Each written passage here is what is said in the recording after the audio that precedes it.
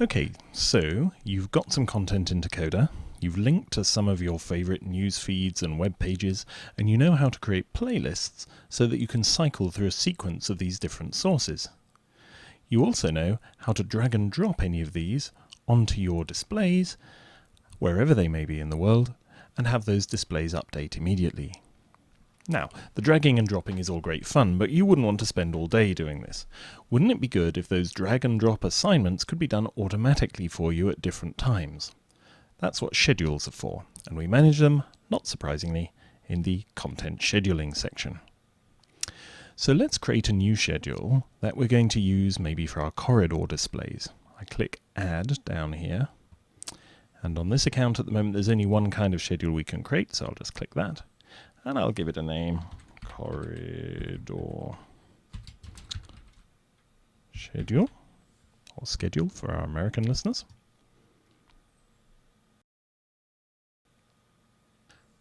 And we can see the schedule editor here. Now you can just drag out a time, let's do 9 to 5 on the calendar here. And we can edit this event. Now we can fix any slight inaccuracies in my dragging.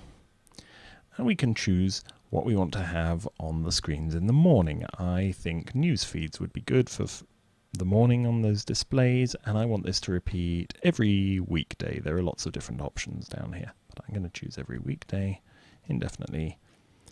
And we can see those news feeds are there from 9 in the morning until 5 at night. Now actually, I want to change that slightly. I'm going to double click this and edit it so it just goes until lunchtime, 12:30 say.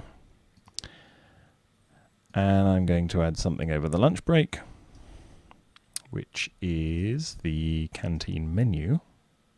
And I want that every weekday as well. And then in the afternoon, people start thinking about going home. And so I'm going to put the bus and train departure times every weekday on the screens in the evening. And that's how you create a schedule. And so if we go back now to the Camvine demo organization here, we'll see the corridor schedule is there, and it's also appeared in our in content assignment here. Corridor schedule is there, and as you probably expect by now, the process of assigning a schedule to a screen is simple drag and drop. There you go.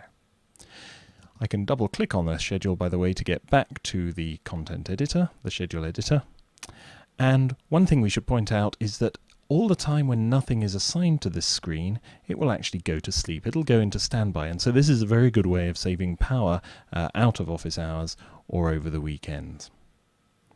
Now, we followed through increasingly sophisticated ways of using CODA, starting with simple assignment, then playlists, and then schedules. But some people prefer to think of CODA almost in the opposite order. You create a schedule which basically says when you want the screen to be active. You put a playlist in that schedule which will hold the things that you want on that screen, and then you manipulate the things in that playlist to decide what should be displayed and for how long. Anyway, however you prefer to think of it, you now know how to create and use schedules.